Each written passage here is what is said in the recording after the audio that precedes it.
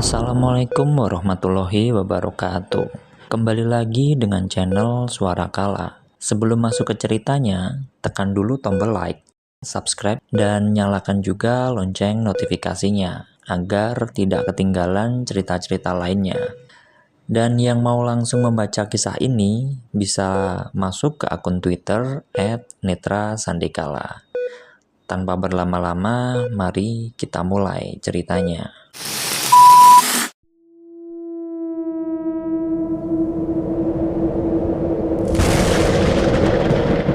Setelah sepakat untuk bertemu dengan Arif di ujung desa, semenjak sore jantung Adit sudah berdebar, seolah sedang menantikan sesuatu. Namun, ada bisikan-bisikan kecil di kepalanya untuk tidak melakukan apa yang sudah mereka rencanakan. Bagaimana kalau nanti malah justru ketahuan? Atau nanti harus bertemu dengan Ningrum? Batin Adit kacau.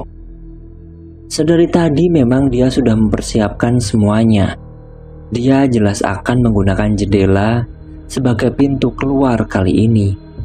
Semua sudah Adit persiapkan, bahkan mencoba mengatur agar guling yang ia taruh di atas selimut seolah-olah terlihat seperti dirinya sedang tidur.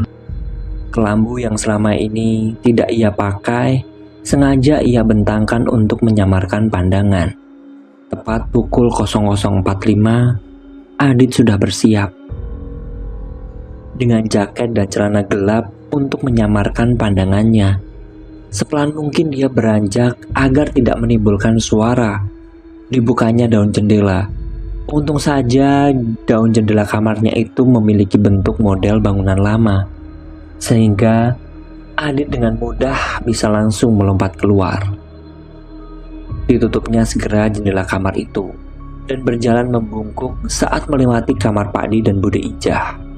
Adit berhenti, diam, mencoba mendengarkan jikalau ada suara-suara obrolan dari Bude Ijah maupun Pakdinya. Namun semua nampak sunyi, sama halnya dengan keadaan sekitar. Dengan memandangi sekitaran, terlihat begitu gelap, pohon-pohon yang menjulang tinggi, serta angin malam yang dingin, justru membuat Adit merinding. Ih, kata Adit saat badannya tiba-tiba saja bergetar hebat.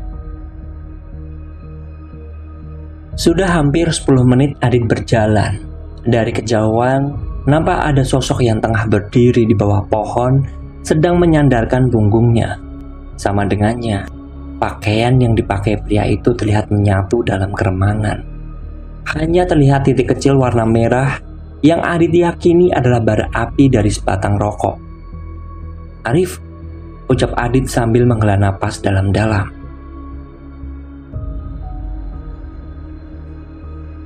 "Langsung saja, kita ke sana. Lebih baik menunggu di tempat itu," ucap Arif sambil memberikan lotion anti nyamuk kepada Adit. Dia tidak kepikiran jika di hutan nanti kemungkinan ada banyak serangga yang bisa saja membuat perbuatan mereka ketahuan. "Tunggu sebentar, Rif. Ada yang ingin aku bicarakan," ucap Adit. "Waktu kita tidak banyak. Kita bicarakan sambil jalan," kata Arif yang mulai melangkahkan kakinya menuju ke arah hutan. Adit hanya bisa mengikuti. Toh sebenarnya jauh lebih nyaman untuk berbicara di hutan daripada di ujung desa. Berjalan beriringan, tidak ada satupun ucapan yang keluar dari bibir mereka. Makin jauh masuk ke dalam, detak jantung Adit juga terasa semakin cepat. "Gila, kemarin aku malam-malam kesini sendirian," batin Adit yang justru heran dengan kelakuannya waktu itu. "Kamu ingat, Rif, dengan wanita yang kukatakan kemarin?" tanya Adit saat mereka sudah mulai masuk ke dalam keremangan pohon. "Wanita yang mana?" ucap Arif sambil masih berjalan menapaki jalan setapak. "Wanita yang kutemui, yang memberitahukan kalau akan ada tumbal lainnya," ujar Adit. "Kenapa dengan dia?" kata Arif yang mulai penasaran. Tidak ingatkah kau dengan cerita Mbok Sarmin? Kalau malam-malam sebelum kematian Ningrum, dia selalu memperlihatkan dirinya. Dan kemarin, dia memberikan entah itu petunjuk atau wejangan, aku pun tak tahu. Tapi bukankah itu hal yang aneh? Ucap Adit yang terus saja mencoba mengimbangi langkah kaki Arif yang mulai cepat. Arif berhenti tiba-tiba. Nampak sekali dari raut wajahnya, dia sedang memikirkan sesuatu. Benar, ada yang aneh. Kenapa tidak terpikirkan olehku ya? Ucapnya. Benar kan? Aku hanya berpikir kalau wanita itu tahu sesuatu.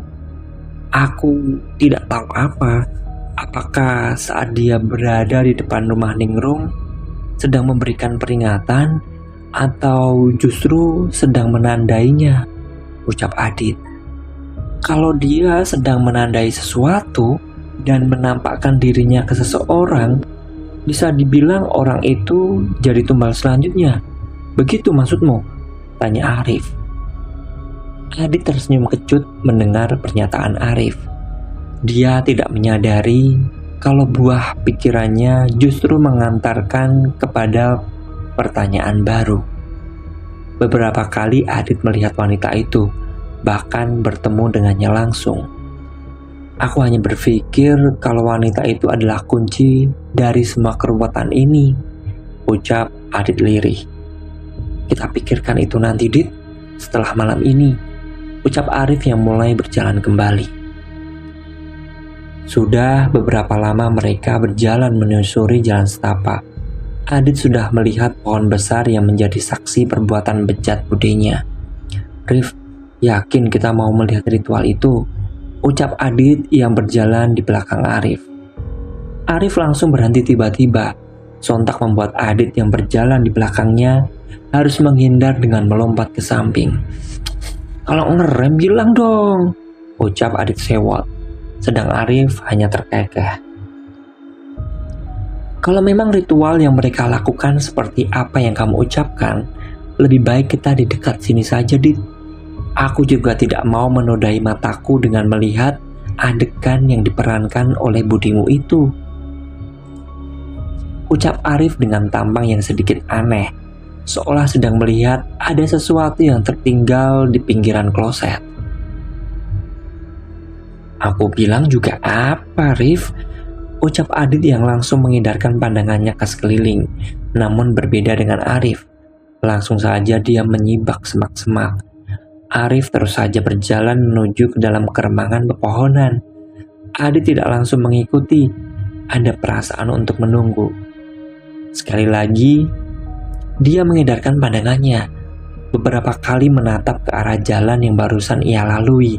Takut-takut kalau ada orang yang sedang berjalan ke arah mereka. Namun, saat dia melihat ke arah pohon, tiba-tiba saja ada sekelebat kain putih yang lewat beberapa meter di depannya. Bulu-bulu halus yang ada di tubuh Adit langsung meremang hebat.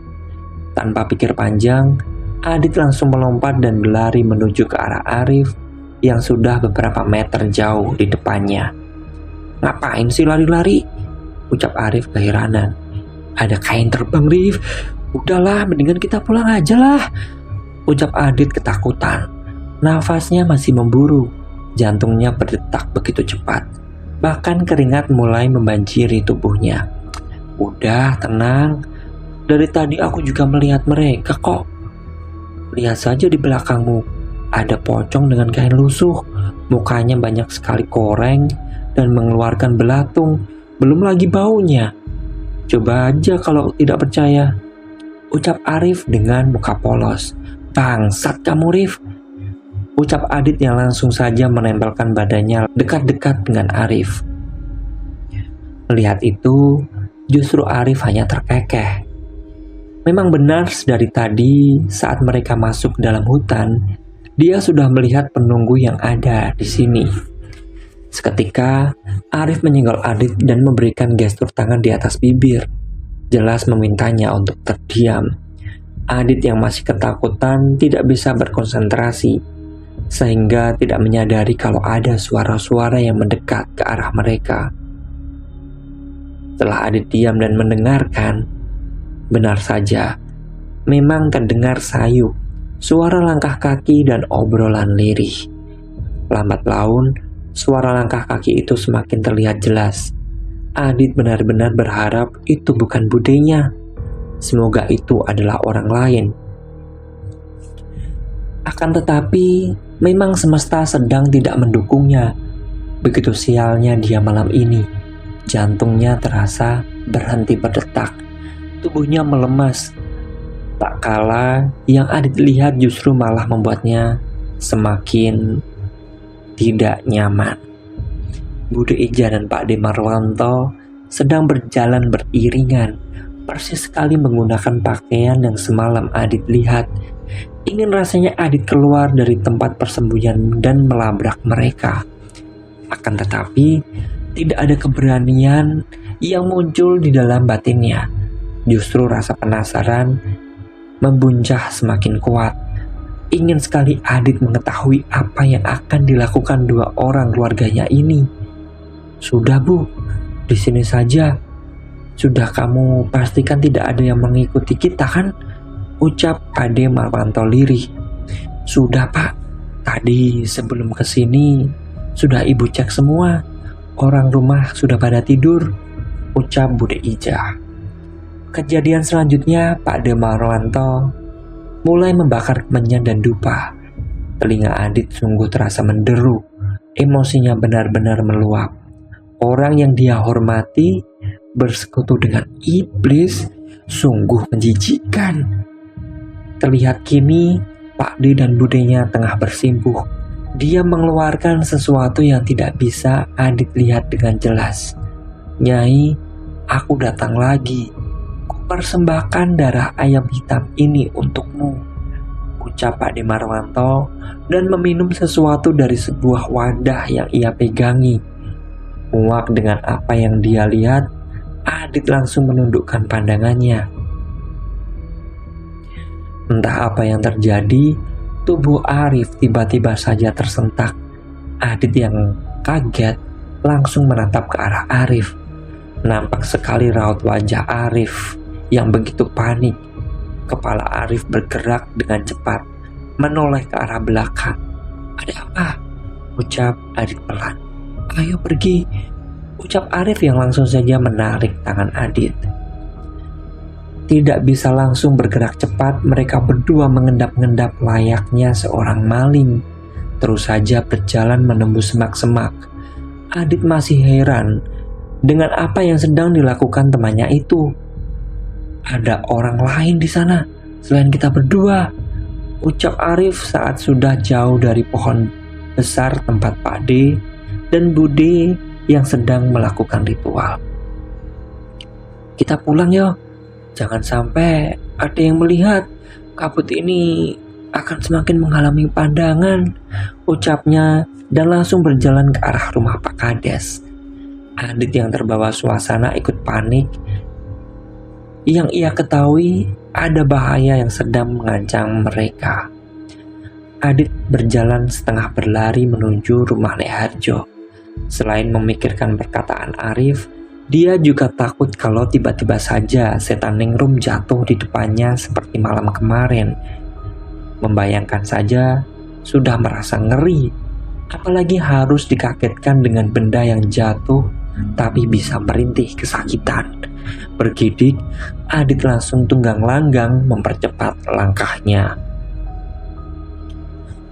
Sesampainya di depan jendela kamar tidur, Adit langsung saja memanjat masuk. Astaga, ucap Adit. Sambil mengatur napas, tubuhnya merosot dan bersandar pada dinding. Dipejamkan kedua matanya, menerangkan setiap kejadian yang baru saja ia lihat. Perasaan Adit begitu kacau.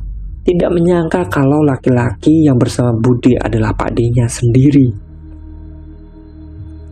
Meskipun mereka pasangan yang sah dan boleh melakukan hubungan suami istri dimanapun, tapi kenapa mesti harus menggunakan ritual seperti itu? Batin Adit lirih. Merasa pikirannya sudah begitu penuh, Adit buru-buru mengambil rokok dan korek yang ada di kantung celananya. Adit terus berpikir apa yang harus dilakukan, dan sialnya bukan mendapat jawaban, malah teringat dengan mantan kekasihnya, Dinda. Sungguh ingin sekali Adit menceritakan semuanya kepada wanita itu. "Andai kamu di sini, Din," ucap Adit. Mengucuk matanya yang memerah, Adit berdiri dan segera mengganti pakaian yang ia kenakan. Buru-buru ia membuka pintu kamar dan beranjak menuju ke arah toilet. Baru saja Adit menutup pintu toilet, ia mendengar ada suara bisikan yang merambat masuk ke dalam telinga. "Sudah, cepat masuk kamar, ganti pakaian dulu." Jelas sekali suara itu berasal dari Pak De Marwanto. Bukannya malah diam, Adit justru mengambil air dengan gayung dan menyiramkannya ke dalam toilet. Seketika suara itu berhenti, hanya sayup-sayup ada suara pintu kamar yang ditutup.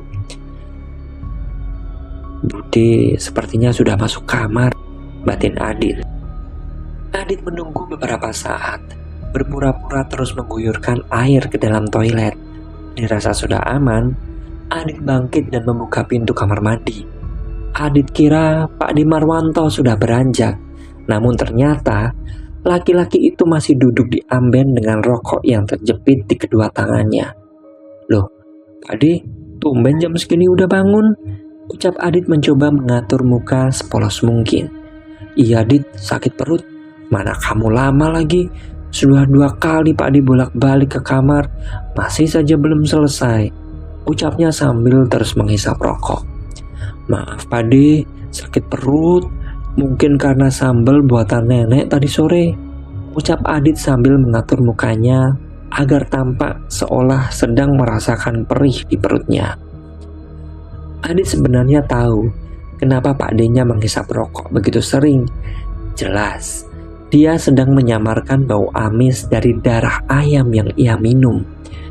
Menahan mual, Adit segera pamit dan beranjak menuju ke kamarnya. Adit terbangun dengan keadaan yang benar-benar masih lelah.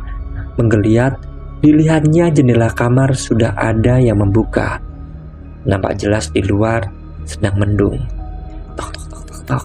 Dit, bangun, makan dulu." Terdengar suara Nek Harjo yang mengetuk-ngetuk pintu kamar Adit. Menengok ke arah jam dinding, ternyata sudah sore hari. Berarti Adit sudah tidur hampir 12 jam. Namun, entah kenapa matanya masih terasa begitu lengket.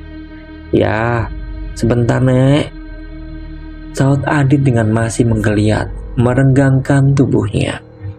Beranjak, diambilnya gelas yang masih terlihat penuh. Tenggorokannya begitu kering. Dalam beberapa detik saja, air itu sudah habis ditenggak olehnya. Tidak mau diminta 2 kali, Adit segera menuju ke arah dapur.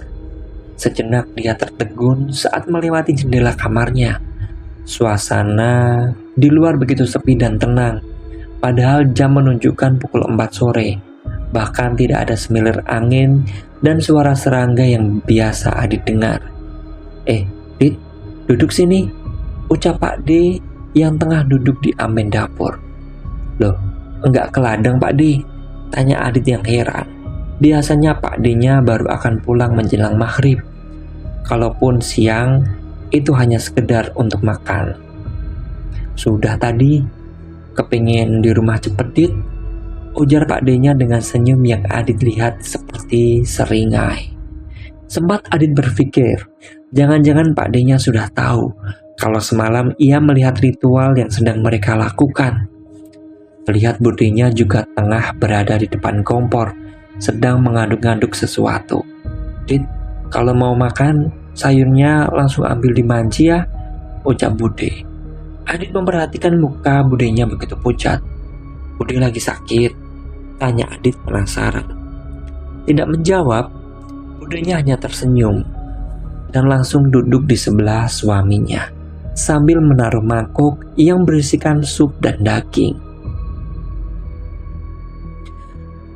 Merasa tergoda dengan makanan yang dimasak budenya, Adit segera beranjak, mengambil mangkuk dan buru-buru mengaduk-aduk panci.